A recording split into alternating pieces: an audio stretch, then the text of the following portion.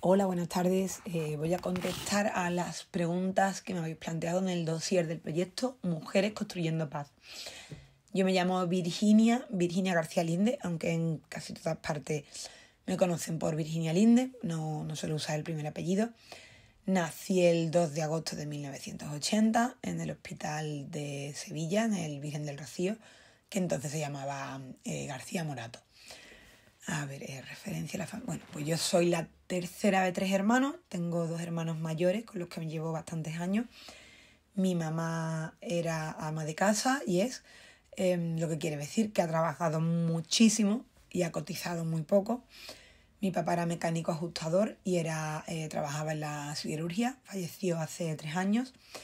Yo estudié Ciencias Políticas y Sociología y después me especialicé en temas de acción humanitaria, de logística para el desarrollo. Se me olvida antes comentar en ocupación, perdona que lo estoy viendo ahora, que mi oficio es que soy técnica de investigación social, que es un tema para el que me especialicé después de terminar Ciencias Políticas. Mis estudios me han permitido vivir en diferentes lugares porque he tenido becas para especializarme. He vivido en la República Checa, en México, en Inglaterra, en Cuba y en Marruecos. He trabajado en temas de ayuda al desarrollo, de logística humanitaria, en comunicación, en marketing, en investigación social y también he trabajado en un montón de cosas que no tenían nada que ver con mis estudios para sobrevivir y para poder permitirme cosas. Pues he sido azafata muchos años, he trabajado en bares, en catering de bodas y bautizos, he cuidado bebés y niñas y niños pequeños, he trabajado en revistas, ayudando a doblar revistas y a guardarlas en cajas, engraparlas, recogiendo vasos, no sé, he hecho de todo. He hecho tartas que he vendido a la calle, dulces de todos tipos, he hecho todo lo que he necesitado para subsistir y lo digo con mucho orgullo y con mucho agradecimiento, la verdad, a todos esos empleos. Porque como mínimo siempre he conocido a personas muy, muy interesantes que han enriquecido mi vida. A ver, dice, ¿cuándo comenzaste? Vale. Bueno, pues en mi casa no se hablaba nunca de política, era una casa muy poco ideologizada, pero sí estaba como muy presente, muy claro que había personas que no tenían las mismas oportunidades que todo el mundo, personas que estaban empobrecidas y la obligación de quienes teníamos más suerte era ayudarlas. Eso era una cosa muy básica en mi casa, pero nadie se paraba realmente nunca a explicarnos el por qué sucedía eso, eso no entraba en el debate. Y yo eso sí me lo preguntaba bastante. Entonces, cuando empezó a llegar la hora de decidirme por hacer alguna carrera, yo ya había tenido contacto con entidades de voluntariado desde los 15, 16. Conocía muchos espacios de ONG, de este mundillo así como de cristiano obrero, y me interesaba, me llamaba un montón. Y aunque a mí lo que me habría gustado estudiar estaba relacionado con la ciencia, pero se me daba muy mal, y el profesorado que se encontraba conmigo me lo dejaba claro, que era una malísima estudiante de ciencia, pues me empecé a inclinar más por las ciencias sociales, las carreras de letras, ¿no? Que sí se me daban bastante bien. Y dudaba entre derecho o periodismo, porque en ese momento no era como ahora, que hay Google y que tú te puedes meter a investigar exhaustivamente sobre un tema. Pero en ese momento no, en ese momento tenía que tener la suerte de que hubiera una jornada de puertas abiertas y te pillara cerca y te pudieras enterar. Entonces, yo estaba ante esas dos y de repente un día, de casualidad, la amiga de un amigo me habló de una carrera llamada Ciencias Políticas, que estaba muy enfocada en lo social y en el tema del tercer sector, de las ONG. Y dije, pues para allá que me voy. Mis padres se quedaron un poco de una pieza, que yo de repente me sacara esa carrera de la manga y me fuera a estudiar a Granada, cosa que a mí me daba un poco de miedo porque nunca había salido de mi casa y me abrumaba un poco la idea de irme de repente sola por primera vez en mi vida. Pero bueno, para allá que me fui, lo que sucede es que, pues esto que me habían contado a mí de la carrera no era verdad. Había mucha gente muy politizada, muy relacionada con todos los partidos, de derecha y de izquierda, pero esta motivación tan social que yo buscaba realmente no se daba. Y eso me decepciona un poco, pero también es verdad que la carrera en sí me parecía muy interesante y muy bonita. Entonces, pues bueno, seguí adelante con bastante ilusión, la verdad, porque me gustaba.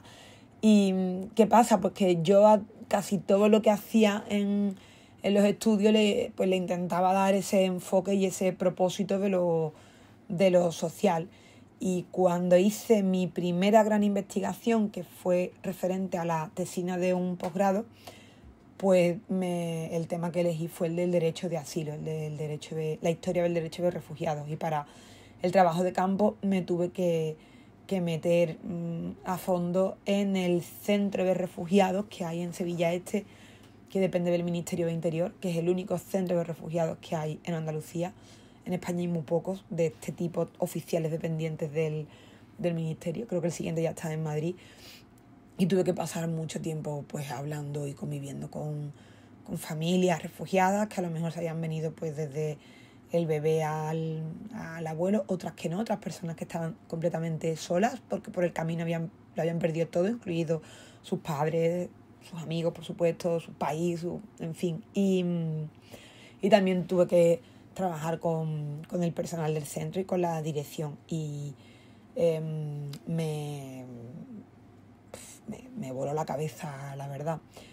Fíjate que no tanto por el hecho del tema en sí, ¿no? Que eso ya es el tener que abandonar tu país porque todo se está destruyendo. Uy, perdón. Eso ya es un tema.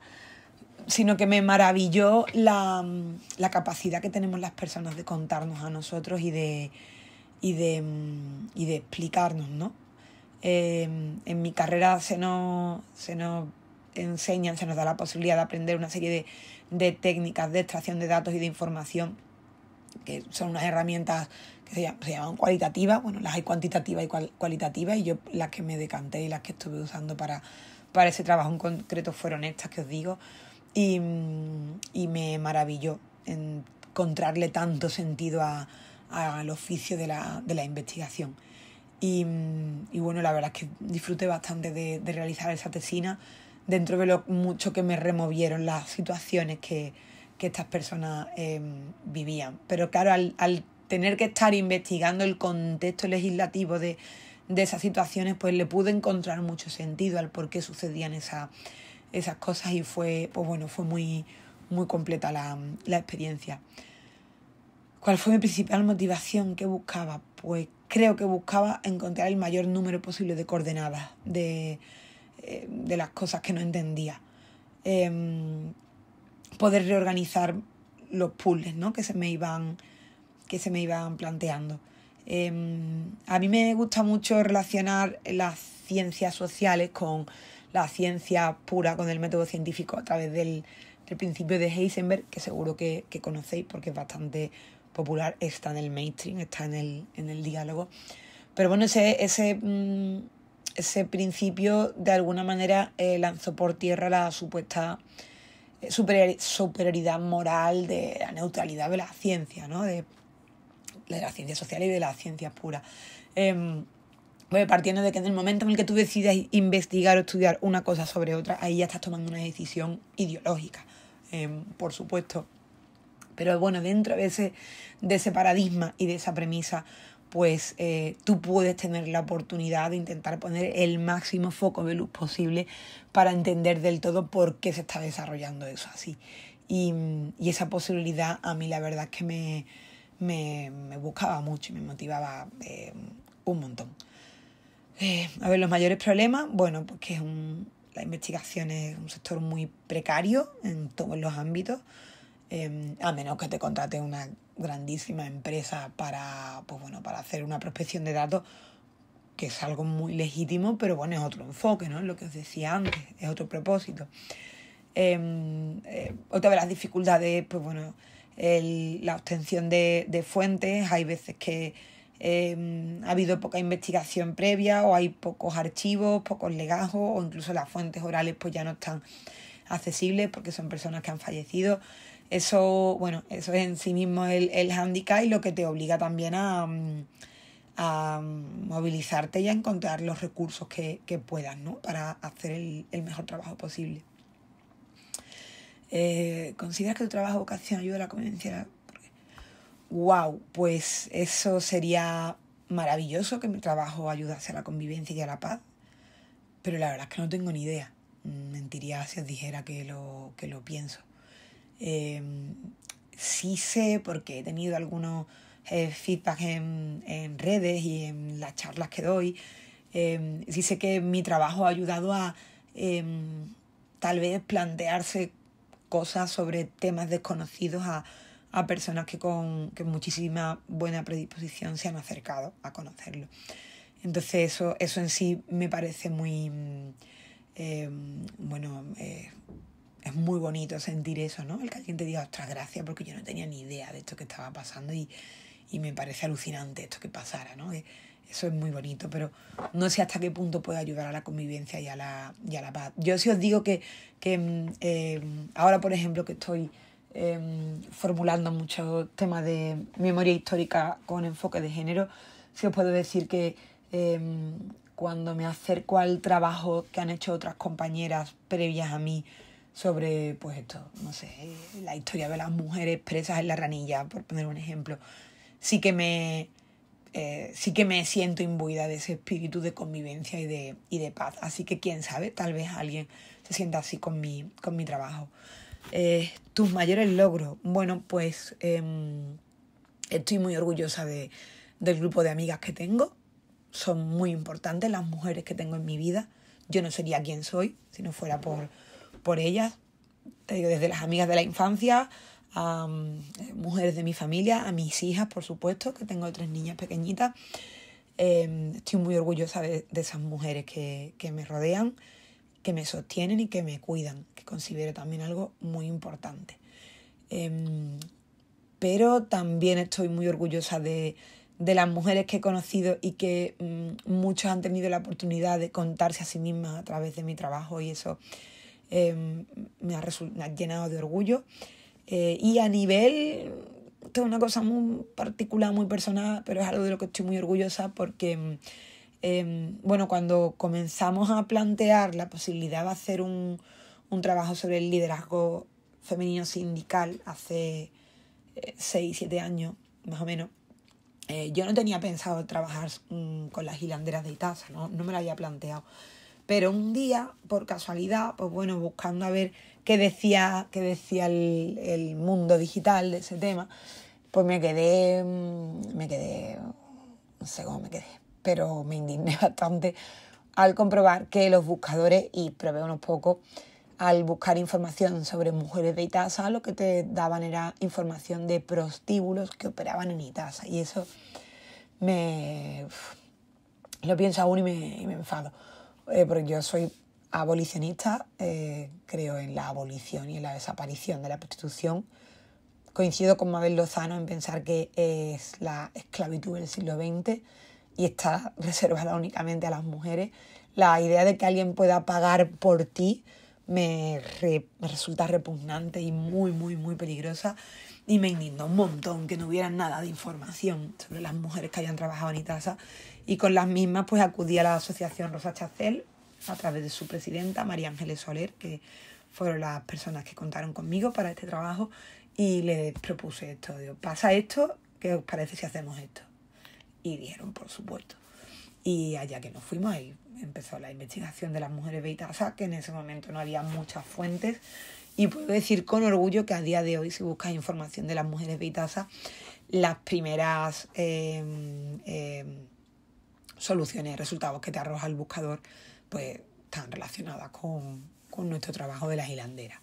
Entonces eso es un orgullo mío muy personal. ¿Qué mensaje quieres compartir con las y los jóvenes? Pues que merece la pena vivir con ética y con valores, que a lo que nos dedicamos o lo que permite que pongamos un plato de comida en la mesa realmente no tiene tanta importancia, porque lo que de verdad importa es que seamos buenas personas, que nos tratemos con respeto, que seamos conscientes de las luchas y de las dificultades que todas y todos atravesamos en nuestro día a día, en nuestra historia, en nuestro contexto. Y que aunque parezca que no es muy guay, pues eso, ser buena persona, el no permitir que delante tuya se trate mal a un hombre, a una mujer, no callarte cuando alguien te suelta en un grupo de WhatsApp una broma que es irrespetuosa hacia un grupo de personas que lo están pasando mal, mujeres, emigrantes, yo qué sé. Pues que es mucho más importante que el coche que tienes o que te puedes permitir, el que tú en ese momento tengas la valentía de decir, mira, no voy a permitir eso delante mía, ¿vale? Creo que merece la pena vivir con ese marco.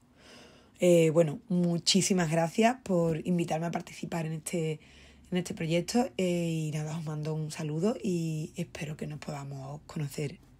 Adiós.